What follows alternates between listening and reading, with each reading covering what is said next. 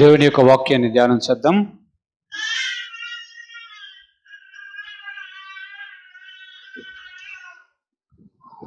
అపోస్తల కార్యములు 3వ అధ్యాయం 1 నుంచి 6 వచనాలు చదువుకుందాం. పగలు 3 గంటలకు ప్రార్థన కాలమున పేతురును యోహానును దేవాలయమునకు ఎక్కి వెళ్ళుచుండగా పుట్టినది మొదలుకొని కుంటివాడైన ఒక మనుష్యుడు మోసుకొని పోబడుచుండెను. వాడు దేవాలయములోనికి వెళ్ళువారిని భిక్షమడుగుటకు కొందరు ప్రతిదినము వానిని శృంగారమును దేవాలయపు ద్వారమునొద్ద ఉంచుచూ వచ్చిరి. పేతురును యోహానును దేవాలయములో ప్రవేశింపబోవునప్పుడు వాడు చూచి భిక్షమడుగగా పేతురును యోహానును వానిని తేరి చూచి మా తట్టు చూడమనిరి. వాడు వారి యొద్ద ఏమైనా దొరుకునని కనిపెట్టుచు వారి యందు లక్ష్యముంచెను. అంతటా పేతురు, వెండి బంగారములు నా యొద్ద లేవు గాని నాకు కలిగినదే నీకిచ్చుచున్నాను. నజరేయుడైన యేసుక్రీస్తు నామమున నడువుమని చెప్పి వాని కుడి చెయ్యి పట్టుకొని లేవనెత్తెను. వెంటనే వాని పాదములు చీలమండలను బలము పొందెను. ప్రార్థన చేద్దాం. పరిశుద్ధుడైన ప్రభువా, మహోన్నతుడైన దేవ, మీ పాదాలకు వందనాలు. వాక్యమయ్యున్న దేవ, ఇదిగో దేవా తండ్రి, మీరు మాతో మాట్లాడమని వేడుకొచ్చున్నాను. నీ వాక్యములో ఉన్న సత్యములను గ్రహించలాగిన మా హృదయాలను తెరవచేయండి. మా బలహీనతలు సమస్తాన్ని మీ నామమున దూరపరచండి ప్రభు. మీరు మహిమ పొందండి. మీరు మాతో మాట్లాడమని యేసుక్రీస్తు పరిశుద్ధ నామమున అడిగి వేడుకొనుచున్నాము తండ్రి. ఆమేన్. హల్లెలూయా. అపోస్తల కార్యములు 3వ అధ్యాయం ఒక సంభవాన్ని చూస్తున్నాం. పగలు 3 గంటలవుతున్నప్పుడు పేతురు, యోహాను అనగా యేసు ప్రభు వారి 2 శిష్యులు కూడా దేవాలయానికి వెళ్తున్నారు ప్రార్థన చేయడానికి. ప్రార్థన చేయడానికి అక్కడ వెళ్తూ ఉంటే ఆ దేవాలయం పేరు శృంగారం. శృంగారం అనే దేవాలయం దగ్గర ప్రార్థన చేయడానికి వెళ్తుంటే అక్కడ మనము భిక్షమెత్తుకున్నటువంటి ఒక వ్యక్తిని చూస్తాం. అతన్ని భిక్షమెత్తుకోవడానికి కొంతమంది మనుషులు ప్రతిదినము అతన్ని తీసుకుని వచ్చి దేవాలయం దగ్గర ద్వారము దగ్గర పెడుతూ వెళ్తూ ఉండేవారు. పేతురు, యోహాను గారు ప్రార్థన చేయడానికి వెళ్తుంటే ఆ భిక్షమెత్తుకుని ఉంటున్నటువంటి వ్యక్తి పేతురు, యోహాను వైపు చూస్తున్నాడు. ఆ భిక్షమెత్తుకున్నటువంటి వ్యక్తిని చూస్తే అతడు పాదములు చీలమండలు బలహీనము గల వ్యక్తి. అంటే అతడు నడవలేని వ్యక్తి. గనుక ఎవరో ఒకరు అతన్ని ప్రతిదినము తీసుకుని వచ్చి దేవాలయం దగ్గర తీసుకుని వస్తే అక్కడికి వచ్చి వెళ్తుండే వారిని చూచి ఏమైనా డబ్బులు దొరుకుతాయేమోనని, ఎవరైనా సరే దేవాలయంలోనికి వెళ్ళి వచ్చిన తర్వాత కొంచెం ఏదైనా డబ్బులు ఇస్తారేమో అని అక్కడ ప్రతిదినము ఉండేవాడు. కానీ ఈసారి పేతురు, యోహాను గారు దేవాలయంలోకి వెళ్తుంటే వారి యొక్క దృష్టి ఈ భిక్షమెత్తుకున్నటువంటి ఈ అవిటివాడైనటువంటి వ్యక్తి మీద పడింది. అక్కడ చాలామంది భిక్షమెత్తుకొని ఉండేవారు ఉండవచ్చు, అవునా? కానీ వారి అందరిలో కేవలం ఈ వ్యక్తి మీద మాత్రమే పేతురు, యోహానుల యొక్క దృష్టి పడింది. చూచారు. ఆ భిక్షమెత్తుకున్నటువంటి వ్యక్తి కూడా చూస్తున్నాడు పేతురు, యోహానుల వైపు, అడుగుతున్నాడు, వీరి యొద్ద ఏమైనా దొరుకునేమో అని వారి వైపు చూస్తున్నాడు.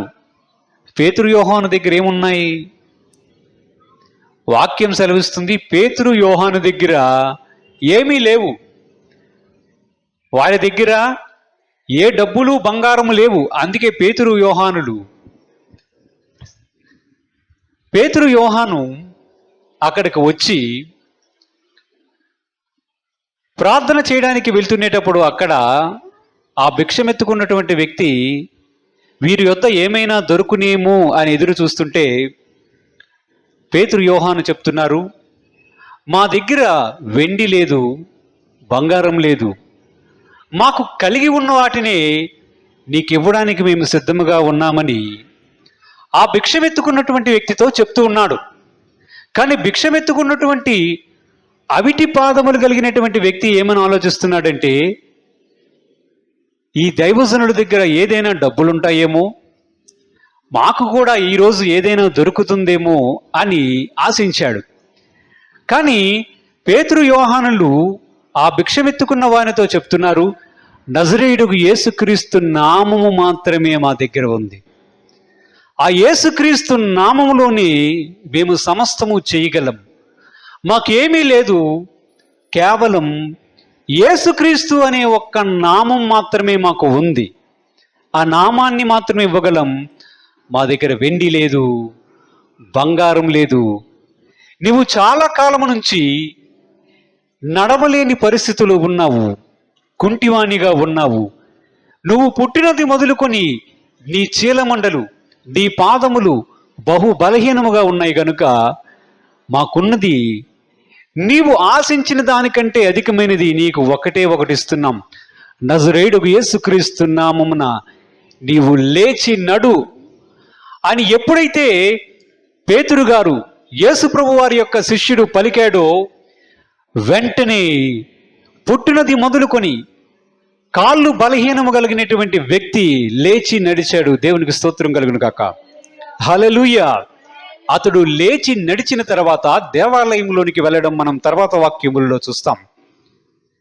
తర్వాత వాక్యములలో దేవుని యొక్క మందిరములోనికి వెళ్ళి పేతురు యోహానుతో పాటు దేవుణ్ణి స్తుతిస్తూ ఉన్నాడు, తన పట్ల దేవుడు చేసినటువంటి అద్భుత క్రియను బట్టి.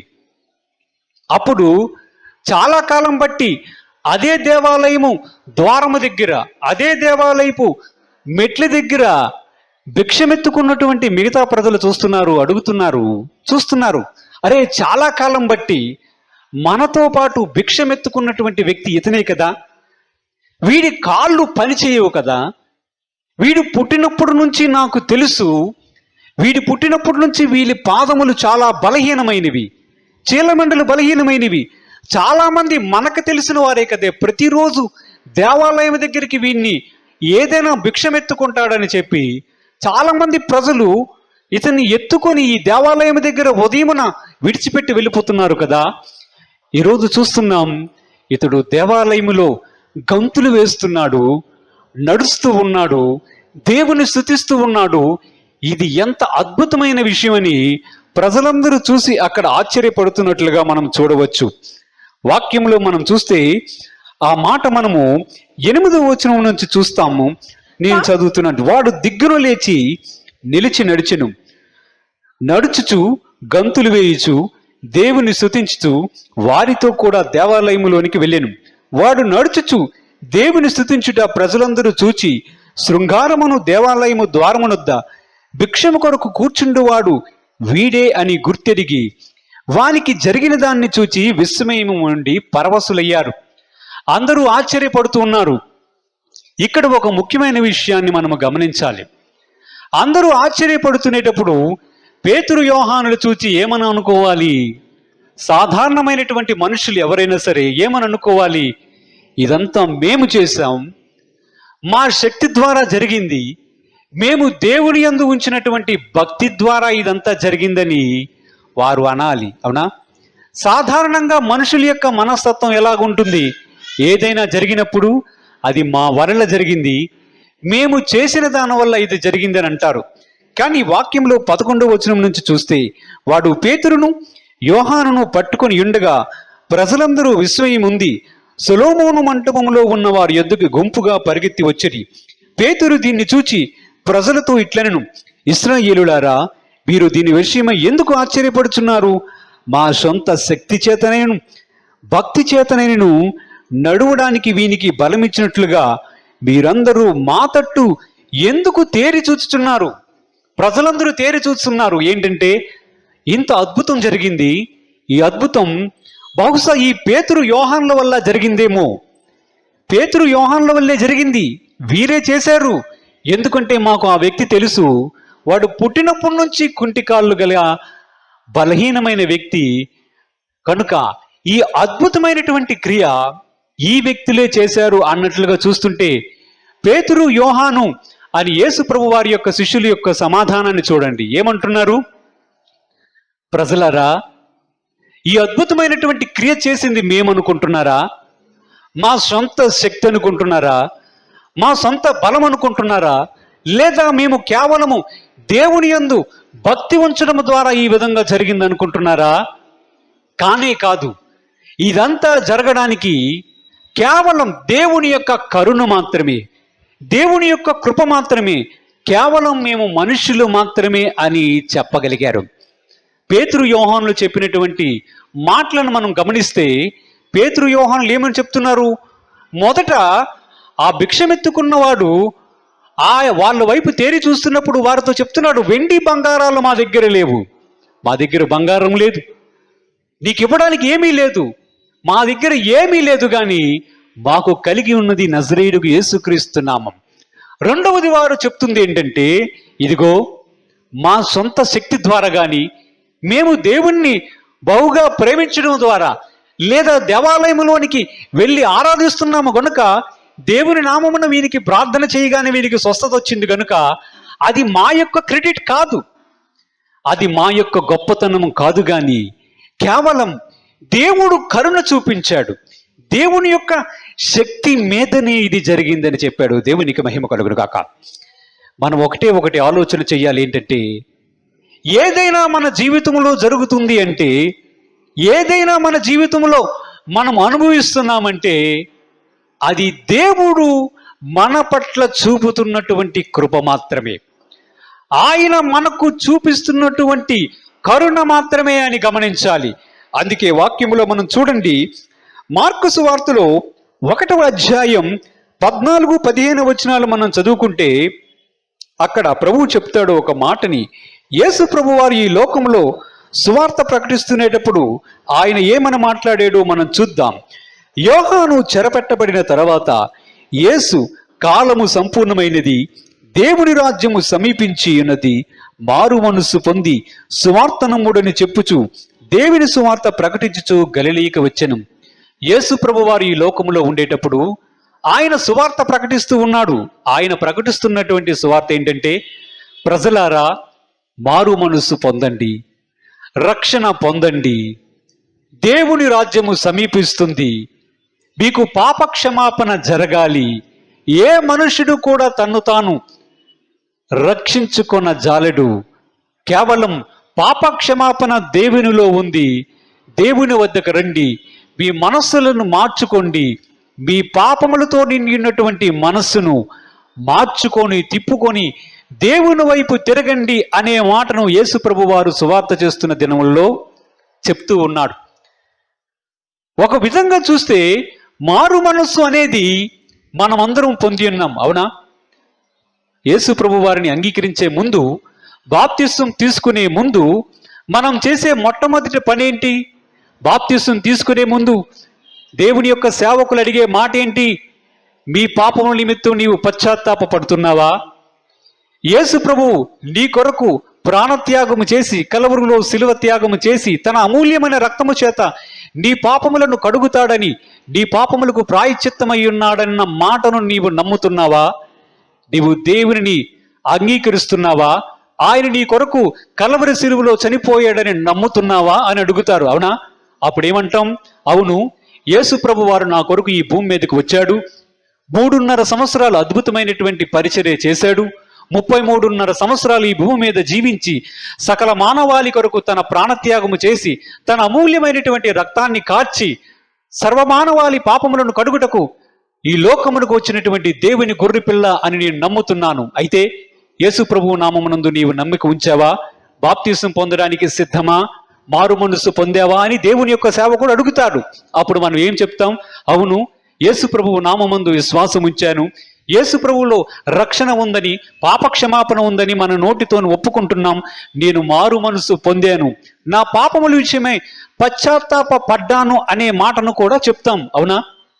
మనకి దేవుని యొక్క ఆజ్ఞ ఎలా కనిపిస్తుందంటే, సర్వజనులారా మారు మనసు పొందండి, భూదిగంధ నివాసులారా నా వైపు చూచి రక్షణ పొందండి అని దేవుడు పిలుపు ఇస్తున్నట్లుగా, దేవుడు ఆజ్ఞ ఇస్తున్నట్లుగా కనిపిస్తుంది. అవునా? కానీ దేవుని యొక్క మాటలో మనం చూస్తే చూడండి, అపొస్తల కార్యములు 5వ అధ్యాయం 31వ వచనాన్ని మనం చదువుకుంటే అక్కడ మనకు ఒక ప్రత్యేకమైనటువంటి విషయం కనిపిస్తుంది. అపొస్తల కార్యములు 5వ అధ్యాయం 31వ వచనాన్ని చదువుతాం. ఇశ్రాయేలులకు మారు మనస్సును పాపక్షమాపణను దయచేయుటకు దేవుడు ఆయనను అధిపతిగాను రక్షకునుగాను తన దక్షిణ హస్తబలము చేత హెచ్చించి ఉన్నాడు. మేము దేవుడు తనకు చూపిన విధేయులైనటువంటి వారికి అనుగ్రహించిన పరిశుద్ధాత్మయు ఈ సంగతులకు సాక్షులమై ఉన్నామని చెప్పిరి. ఇది అపొస్తలుల కార్యములలో యేసుప్రభు వారి యొక్క శిష్యులు చెప్పినటువంటి మాట. వారు చెప్పినటువంటి మాటను మనం గమనిస్తే మనకేమనిపిస్తుందంటే, ఇశ్రాయేలు ప్రజలు యేసుప్రభు వారిని తృణీకరించారు. అందరూ యూదులైనప్పటికీ వారిలో నుంచే యేసుప్రభు వారు వచ్చినప్పటికీ యేసుప్రభు వారిని ఇశ్రాయేలు ప్రజలు అంగీకరించలేదు. అది ఒక దైవ ప్రణాళిక అయ్యింది. కానీ యేసుప్రభు వారి యొక్క సువార్తను వారు అంగీకరించకపోయినప్పుడు వారికి అపొస్తలులు యేసుప్రభు వారి గురించి చెప్తూ ఉన్నాడు, ఇశ్రాయేలు ప్రజలందరూ కూడా యేసుప్రభు వారిని అంగీకరించలేదు, కానీ వారందరికీ కూడా మారు మనస్సు దయచేయాలని దేవుడు తలుస్తూ ఉన్నాడు అన్నాడు. అవునా? ఇందాక మనం చూసినప్పుడు ఎలాగుంది, యేసుప్రభు వారి యొక్క మాటను గాని అనేక సందర్భాల్లో దేవుని యొక్క మాట ఏం చెప్తుంది? మారు మనస్సు పొందండి, రక్షణ పొందండి అనే మాట చెప్తున్నాడు. అవునా? మరి అలాగైతే ఇక్కడ దేవుని యొక్క వాక్యం ఎలాగుండాలి? ఇశ్రాయేలు ప్రజలకు దేవుడు మారు మనసు దయచేయాలని అనుకుంటున్నాడంట. ఎందుకీ మారు మనస్సు దేవుడు దయచేస్తాడా లేదా మనకు మనం పొందుకునేదా? ఈ విషయాన్ని ఆలోచన చెయ్యాలి. ఇక్కడే దేవుని యొక్క ఉద్దేశం మనకి బయలుపరచబడుతుంది. ఒకవైపేమో ప్రజలారా మారు మనస్సు పొందండి, పాప క్షమాపణ నిమిత్తం మీరు మారు మనస్సు పొందడం అనేది చాలా అవసరం, మీ మనస్సు మార్చుకోవడమే దేవుని యొక్క ప్రధానమైనటువంటి ఉద్దేశం అని ఒకవైపు దేవుని యొక్క సేవకులు, సువార్థికులు అనేక మంది ప్రకటిస్తూ ఉన్నారు. దేవుని యొక్క వాక్యం ప్రకటిస్తుందని ఒకవైపు దేవుడి యొక్క వాక్యమే ప్రకటిస్తూ ఉంది. ఇశ్రాయేలు ప్రజలకు మారు మనస్సు కలగాలని వారికి దేవుడు దయచేయాలంటున్నాడు. అంటే దయచేయాలనుకున్నటువంటి దేవుడి వలన మారు మనస్సు మనకు కలుగుతుందా, లేదా మారు మనస్సు పొందాలని మనం అనుకోవడం వల్ల మనకు మారు మనస్సు కలుగుతుందా? ఈ రెండు స్టేట్మెంట్ చూస్తే ఒకదానికి ఒకటి విరోధముగాను కాంట్రాడిక్ట్గా కనిపిస్తుంది. కానీ నిజానికి దేవుడు మనుషుల హృదయాలను ప్రేరేపిస్తూ ఉంటాడు. మన వాక్యంలో చూద్దాం. అదే అపొస్తలుల కార్యములు 11వ అధ్యాయం 17 నుంచి 18 వచనాలు ఒక్కసారి చదువుకుంటే, నేను చదువుతున్నాను చూడండి. కాబట్టి ప్రభువైన యేసుక్రీస్తునందు విశ్వాసముంచిన మనకు అనుగ్రహించినట్లు దేవుడు వారికి కూడా సమాన వరము అనుగ్రహించి ఉండగా దేవుడుని అడ్డగించుటకు నేను ఏ పాటి వాడినని చెప్పెను. వారు ఈ మాటలు విని మరి ఏమీ అడ్డము చెప్పక, అట్లయితే అనుజనులకు దేవుడు జీవార్థమైన మారు మనసు దయచేసి ఉన్నాడని చెప్పుకొనుచు దేవుణ్ణి మహిమపరిచిరి. ఈ సందర్భం మనకు తెలుసు. ఈ అపొస్తలుల్లో ఒకడైనటువంటి పేతురు గారు దేవుని యొక్క శిష్యుల దగ్గరికి యేసుప్రభు యొక్క వాక్యం వచ్చిన తర్వాత ఆయన కొర్నేలి దగ్గరికి వెళ్ళి దేవుని యొక్క సువార్తను ప్రకటిస్తున్నటువంటి సందర్భంలో అక్కడ ఏం చెప్పాడంటే, యేసుప్రభు యొక్క నామములో మీకు రక్షణ ఉందని అన్ని జనులకు కూడా దేవుని యొక్క సువార్తను ప్రకటించాడు. అవునా? అన్ని జనులకు కూడా సువార్తను ప్రకటించినప్పుడు వారందరూ కూడా పరిశుద్ధాత్మ చేత నింపబడి భాషలతో దేవుణ్ణి స్తుతించడము, ఘనపరచడం అనేది జరిగింది. వారందరూ కూడా రక్షణ భాగ్యం పొందడానికి సిద్ధపడ్డారు కదా. ఆ సందర్భంలో ఆయన మాట్లాడుతూ ఉన్నాడు, అన్ని జనులకు దేవుడు జీవార్థమైన మారు మనస్సు కలగజేయాలనుకున్నాడు. అంటే ఏంటి? ఎవరైతే యూదులు కారో అంటే మనందరికీ కూడా మారు మనస్సు కలగాలని దేవుడు అనుకున్నాడంట. ఒక మాట చెప్పండి, మనకి మారు మనస్సు కలగాలని దేవుడు అనుకోవడం ఏమిటి? ఆయన ఒకవైపు చెప్తున్నాడు మారు మనస్సు పొందండి అని మనకు చెప్తున్నాడు కదా. ఇంకొక వైపున చూస్తే మనకేమనిపిస్తుంది, మారు మనస్సు పొందడానికి దేవుడు ప్రేరేపిస్తున్నాడు అనే మాట కూడా మనకు కనిపిస్తుంది. అవునా కాదా? మారు మనస్సు పొందడానికి కారణం ఎవరు? ఈ ప్రశ్నకు సమాధానం మనకు కావాలి. అసలు మనం మారు మనసు పొందడానికి మీరా కారణం లేదా దేవుడా? వాక్యంలో చూస్తే రోమాపత్రిక 2వ అధ్యాయం 4వ వచనమును మనం చదువుకుందాం.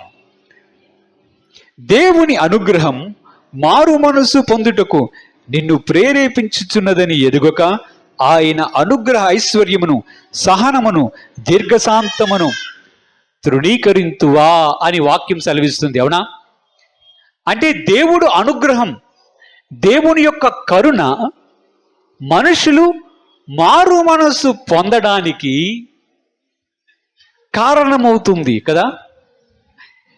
ఎగ్జాక్ట్గా ఇక్కడే మనం పేతురు గారు మాట్లాడినటువంటి మాటలు మనం జ్ఞాపకం చేసుకోవాలి. పేతురు గారు ఏమన్నారు? వానికి స్వస్థత వచ్చినప్పుడు ఆయన మాట్లాడినటువంటి మాట ఏమిటి? ఆయన మాట ఏంటి? మా సొంత శక్తి చేతనైనను భక్తి చేతనైనను వీటికి స్వస్థత కలగలేదు అంటున్నాడు. అవునా? అంటే ఒక వ్యక్తి జీవితంలో ఏదైనా కార్యం జరగాలంటే ఎవరు కారణం? దేవుడు కారణం అవుతున్నాడు కదా. మరి మనము మారు మనస్సు పొందడానికి, దేవుణ్ణి అంగీకరించడానికి కారణం ఎవరయ్యున్నారు? ఒకవైపు మనం మారు మనస్సు పొందడానికి కారణం దేవుడే అని ఒకవైపు చెప్తున్నాడు. ఇంకొక వైపు మనకేం చెప్తున్నాడంటే మీరు మారు మనస్సు పొందండి అని కూడా చెప్తున్నాడు. అవునా? దేవునికి స్తోత్రం చెల్లిద్దాం. హల్లెలూయా. మనము మారు మనసు పొందడానికి దేవుడు మన హృదయాలని ప్రేరేపించాడు. ఓరకనే మనమందరము కూడా రక్షణ పొందలేదు. రక్షణ కార్యక్రమం జరగడానికి కారణం ఏమిటంటే దేవుడు మన హృదయాలని పరిశుద్ధాత్మ ద్వారా ప్రేరేపించడమే కారణమవుతుంది. నేను రక్షణ పొందామంటే కారణం ఎవరు? మరి మారు మనసు పొందండి అన్నప్పుడు ఆ మారు మనసు మనం పొందామా? దేవుడు అనుగ్రహించాడా? ఎవరు? దేవుడు అనుగ్రహిస్తే మీరు పొందింది ఏంటి?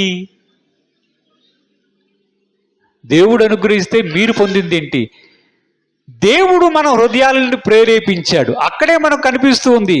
ఇక్కడ కూడా ఒక వ్యక్తి రక్షణ పొందడానికి, ఒక వ్యక్తి దేవుడి రాజ్యమునకు వారసులవ్వడానికి మనము చేసిన క్రియ ఏమీ కనిపించదు. మనకు అనిపిస్తుంది మనం మారు మనసు పొందేశాం, మనము దేవుడిని అంగీకరించాం అన్నట్లుగా కనిపిస్తుంది. అవునా? ఎంతోమంది ప్రజలు ఉన్నారు, వారందరూ కూడా దేవుణ్ణి అంగీకరించమంటే అంగీకరించడం లేదని బాధపడిపోతూ ఉంటారు చాలామంది కదా. అంత వాక్యము చెప్తే, అంత సువార్తలు చెప్తే ప్రజలు అంగీకరించడం లేదని చాలామందికి అనిపిస్తుంది. అవునా? మిమ్మల్ని దేవుడు ఎలాగైతే మారు మనసు పొందాలని, పాపక్షమాపణ నిమిత్తం మీరు యేసు ప్రభువు వారి దగ్గరికి రావాలని ఎలాగూ ప్రేరేపించాడో సేమ్ అలాగే ఆయన మిగిలిన ప్రజలను కూడా ప్రేరేపిస్తూ ఉన్నాడు. కానీ అక్కడ ఒక వ్యక్తి తాను దానికి స్పందించాలి. దానికి స్పందించే వ్యక్తులు ఎవరైతే ఉన్నారో వారు మాత్రమే ఆ రక్షణ భాగ్యాన్ని అందుకోగలుగుతారు. ఒకే విషయం మనం అర్థం చేసుకోవాలి. మనము పొందినటువంటి మారు మనస్సు కానీ, రక్షణ కానీ, దానిలో మన యొక్క ప్రతిస్పందన కొంచెమే ఉంటుంది. కానీ మనలను రక్షించాలని, ఆయన రాజ్యములు తనతో పాటు మనల్ని ఉంచాలని ఆయన మన అందరినీ ప్రేరేపిస్తూ ఉన్నాడంట. ఇక్కడ కూడా మనకు కనిపిస్తుంది. మనం కూడా పేతురు గారిలాగే చెప్పాలి. మనము యోహాను వలె చెప్పాలి. మేము రక్షణ పొందామంటే, మేము యేసు ప్రభు యొక్క నామమును ఎరిగామంటే కారణం ఎవరు? మన జ్ఞానమా, మన ఆలోచన, మన నిర్ణయాల, మన సామర్థ్యమా? అది ఏమీ కాదు. కేవలం దేవుని యొక్క కృప వలనే మనం రక్షించబడ్డాం. దేవుని యొక్క కరుణ వలనే, ఆయన మన హృదయాలను ప్రేరేపించడం వలనే మనము మారు మనసు పొందాలని ఆయన ప్రేరేపిస్తూ ఉంటే దానికి మీరు ప్రతిస్పందించారు. మీ హృదయముల మీద దేవుడు తన క్రియను కరిగించి, కుమారుడా మారు, కుమార్తె మారు, నీ పాపము నిమిత్తం పశ్చాత్తాపడు అని చెప్పడము ద్వారానే మనము రక్షణ పొందాము. కానీ మన సొంత శక్తి చేత కానీ, భక్తి చేత కానీ, మన మేధస్సు వల్ల కానీ, మన ఆలోచన సామర్థ్యం వలన కానీ, మన నిర్ణయము వలన కానీ దేవుని అంగీకరించలేదనే విషయాన్ని మనం జ్ఞాపకం ఉంచుకోవాలి. అంటే మన జీవితంలో ఏదైనా జరుగుతుందంటే అది ఎవరి వల్ల జరుగుతుంది? ఏదైనా జరగాలంటే అది ఎవరి వల్ల జరుగుతుంది? అంతా కరుణించు దేవుని వల్లే జరుగుతుంది. కృప చూపించే దేవుడు వల్లే జరుగుతుంది. మనం ఎలా కనిపిస్తామంటే మన ప్రయత్నాలు కనిపిస్తాయి. అవునా? మనకు ఎలా కనిపిస్తుంది? మనమేదో ప్రయత్నం చేసాం, అందువలన అక్కడేదో మారు మనసు జరిగిందని అనుకుంటాం. అవునా? మనం ఏదో ప్రార్థన చేసాం, అందువల్ల ఆ వ్యక్తికి స్వస్థత వచ్చిందేమో అనుకుంటాం. అవునా? కానీ నిజానికి దేవుని యొక్క శక్తి, దేవుని యొక్క కరుణ మాత్రమే ఒక వ్యక్తి జీవితంలో ఏదైనా చేస్తుంది. ఈరోజు మనం ఇక్కడ ఉన్నామంటే మన ఆలోచన సామర్థ్యం కాదు, మన సొంత శక్తి కాదు, మన సొంత జ్ఞానం కాదు. చూడండి, ఒక్కసారి రోమాపత్రిక 9వ అధ్యాయం 16వ వచనాన్ని ఒక్కసారి చదువుకుందాం. రోమాపత్రిక 9వ అధ్యాయం 16వ వచనాన్ని చదువుకుందాం. చదువు. కాగా పొందగోరు వాని వలనైనను ప్రయాసపడు వాని వలనైనను కాదు గాని కరుణించు దేవుని వలనే అగును. ప్రభువు చెప్తున్నాడు, పొందగోరు వారి వలనైనను కాదు, ప్రయాసపడు వారి వలనైనను కాదు, కరుణించు దేవుని వలననే జరుగుతుంది. అంటే మనము ఎంత ప్రయాసపడిపోయినా కాదు, దాన్ని పొందాలని ఎంత ప్రయత్నం చేసినా కాదు, కానీ దేవుడు కరుణిస్తే అది జరుగుతుంది. అవునా? ఏ సందర్భంలో చెప్పాడో తెలుసా మీకు? ఇస్సాకు భార్య 2 కుమారులు కన్నది. అవునా? ఏం పేర్లు?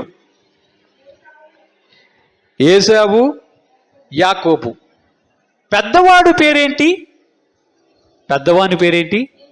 ఏసావు. చిన్నవాని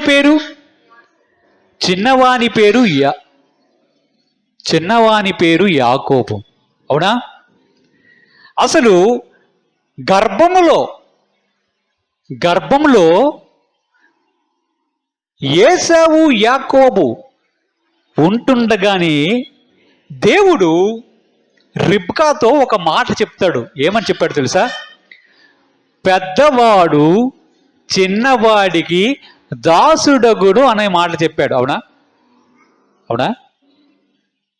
పెద్దోడంట ఏసావు యాకోబుకు దాసుడగుతాడు అనే మాట చెప్పాడు.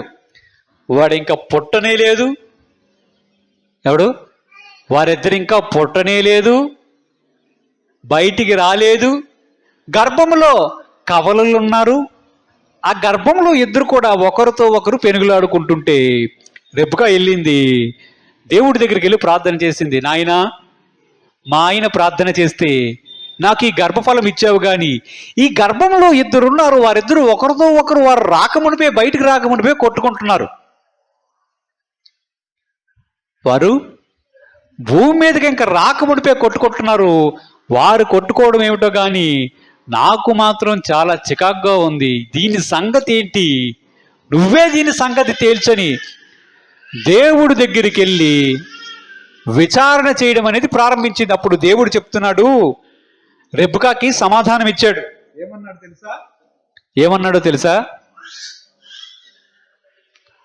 పెద్దవాడు చిన్నోడికి దాసుడగుతాడు, నీ గర్భంలో ఉన్నటువంటి 2 కుమారులు ఎవరైతే ఉన్నారో 2 జన్మలు అవుతాయి అన్నాడు.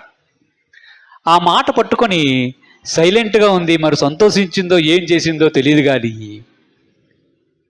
మనం ఆలోచించవలసినటువంటి ఒక విషయం ఉంది. ఇంకా భూమి మీదకి రాకముడిపే పలానా వ్యక్తి చిక్కుడుగాయల కూర అమ్ముతాడని తెలియదు, జ్యేష్ఠత్వపు హక్కుని అమ్మేస్తాడని తెలియదు, కొనుక్కుంటాడని తెలియదు. వేట మాంసాన్ని తెచ్చే ముందు ఇతడే వేట మాంసాన్ని తెచ్చి అన్నకు బదులుగా తమ్ముడే వెళ్ళి తండ్రి వద్దకు వెళ్ళి ఆశీర్వాదాన్ని కొట్టేస్తాడనే విషయం కూడా భవిష్యత్తులో జరుగుతుందన్న విషయం కూడా తెలియదు. అవునా? రెబ్కాకు తెలుసా? యాకోబుకు తెలుసా? ఏసావుకు తెలుసా? ఇస్సాకుకు తెలుసా? ఎవరికి తెలియదు. కానీ ముందే దేవుడు చెప్తున్నాడు, పెద్దవాడు చిన్నవానికి దాసుడగుతాడు. ఎందుకంటే ఆయనకి ముందే తెలుసు భవిష్యత్తులో ఎవడు ఏం చేస్తాడని. అవునా? యాకోబును ప్రేమించి తిని ఏసావును ద్వేషించి తిని అనే మాట వాక్యంలో కనిపిస్తుంది. ఇప్పుడు చెప్పండి, ఇందులో దేవుడు చేసింది ఏముంది? దేవుడు కావాలనే పెద్దవాడిని అంటే ఏసావును, అన్నయ్యని, తమ్ముడైన యాకోబుకి దాసుడు చేయించాడా? అది ప్రశ్న. కావాలని చేయించాడా? అన్నయ్యని తమ్ముడికి దాసుడిగా ఇవ్వాలని దేవుడు ముందుగానే నిర్ణయించాడా?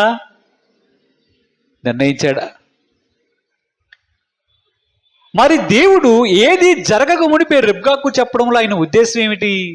ఆయన ఎందుకు చెప్పాలి? దేవుడు అనంత జ్ఞాని గనుక భవిష్యత్తులో ఎవరు ఏం చేస్తారో ఆయనకి తెలుసు గనుక ఆయన ముందుగానే యాకోబును ఎన్నుకున్నాడు.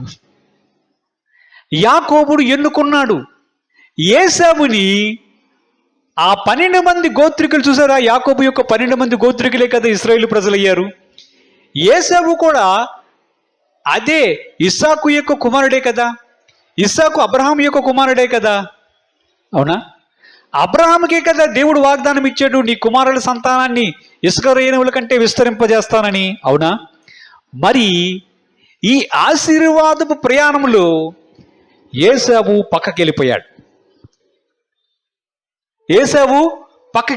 మన ఆలోచన ప్రకారం ఎలాగుండాలి? మన ఆలోచన ప్రకారం యాకోబు యొక్క సంతానము వర్ధిల్లుండాలి, ఏసావు యొక్క సంతానము కూడా వర్ధిల్లుండాలి. ఇద్దరు కూడా అబ్రహాం యొక్క సంతానమే గనుక వారు వర్ధిల్లి అభివృద్ధి పొంది ఉండాలి. అవునా కాదా? కానీ దేవుడే స్వయంగా చెప్తున్నాడు, యాకోబుడు ప్రేమించాడంట. అందుకే ఆయన చెప్తున్నాడు, ఒకడు దేవుని చేత ఎంచబడాలి అంటే, ఒకడు దేవుని చేత ఎన్నిక చేయబడాలి అంటే అది ఒకటి చేతిలో ఉండదు. యాకోబు ఎప్పుడు అనుకోవాలి నేనే ఉండాలని? అవునా? కానీ వాడి క్రియలు ఎలాగ ఉంటాయంటే, అన్న యొక్క జ్యేష్ఠత్వ హక్కుని ఎలాగైనా కొట్టాలి, అన్నకు బదులు ఎలాగైనా నేను ఆశీర్వాదం పొందాలనే మైండ్తో అయితే ఉన్నాడు. అవునా? ఉన్నాడు కదా. మైండ్ అయితే అదే. మరి అలాంటి మైండ్ కలిగి వ్యక్తిని దేవుడు ప్రేమించడం ఏమిటి? ఇది అన్యాయం కనిపిస్తుందా మీకు? కానే కాదు. దేవుని యొక్క న్యాయ విధులు మన ఊహకి అందనివి. ఆయన ఒక వ్యక్తిని కోరుకుంటాడు. అవునా? ఒక వ్యక్తిని ఎందుకు కోరుకున్నాడు అనే మాటను మనం చెప్పలేం. ఒక వ్యక్తిని ఎందుకు తృణీకరించాడు అనే విషయాన్ని కూడా మనం చెప్పలేం.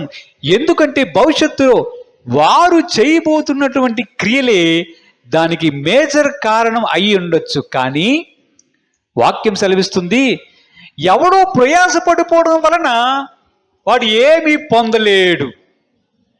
ఎవడు పొందాలని ఆశించి ప్రయత్నం చేయడం ద్వారా కూడా దాన్ని ఏమీ పొందలేడు. నేను కరుణిస్తే వాడు దాన్ని పొందగలుగుతాడు. ఫరోను కూడా దేవుడు ఎంచుకున్నాడు ఐగుప్తు దేశంలో, తెలుసా? ఫరోను కూడా ఎంచుకున్నాడు. ఎందుకు ఎంచుకున్నాడు? ఫరోకి రక్షణ కల్పించడానికి కాదు.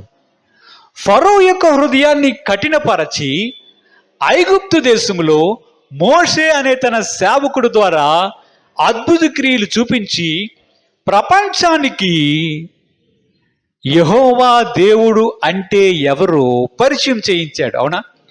అద్భుత క్రియలు సూచక్రియలు జరిగించిన తర్వాత ఐగుప్తు దేశ ప్రజలందరూ కూడా యెహోవా దేవుడై ఉన్నాడు, ఆయన సర్వశక్తి గల దేవుడు, సముద్రాన్ని కూడా ఎర్రగా ఉన్నటువంటి ఎర్ర సముద్రం పేరు, ఆ ఎర్ర సముద్రాన్ని కూడా పాయలుగా చేయగలిగినటువంటి దేవుడై ఉన్నాడు, ఆకాశం నుంచి వడగండ్లు కురిపించగలడు, అగ్నిని కురిపించగలడు, ఏదైనా చేయగల సామర్థ్యం కలిగినటువంటి ఒక దేవుడు ఉన్నాడు అనే పేరును ఐగుప్తు దేశంలో ఉన్న ప్రజలందరికీ పరిచయం చేయాలని మోషేను ఎలాగైతే ఎన్నుకున్నాడో, ఆ మోషే ద్వారా అద్భుత క్రియలు చేయించడానికి కఠినమైన హృదయం కలిగినటువంటి ఒక రాజు కావాలి గనక ఫరో అనే ఒక రాజును కూడా దేవుడు ఎన్నుకున్నాడు. ఆ వాక్యంలోనే ఉంటుంది, వాక్యంలోనే రాసి ఉంటుంది.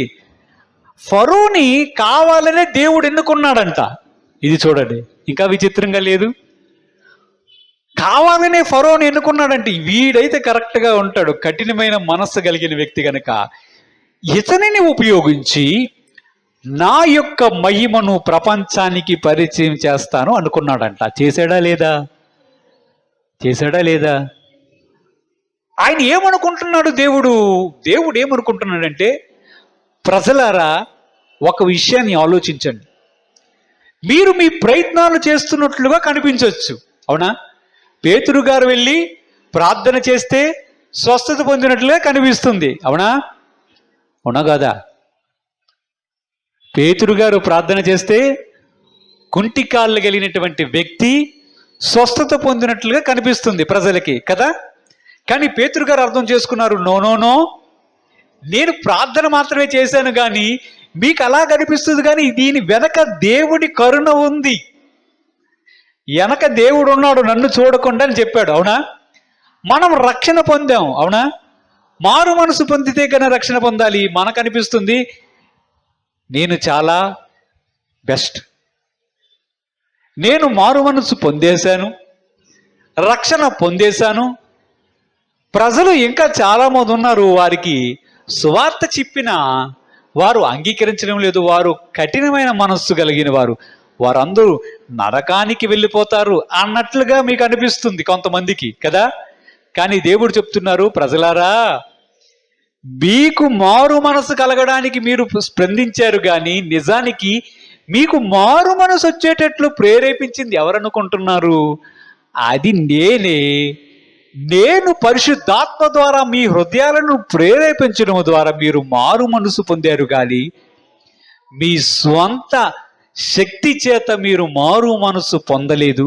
కేవలం మీరు ప్రతిస్పందించారు, ఇంకా చాలా మంది స్పందించాల్సి ఉంది అనే విషయాన్ని ఆయన అక్కడ చెప్పాడు.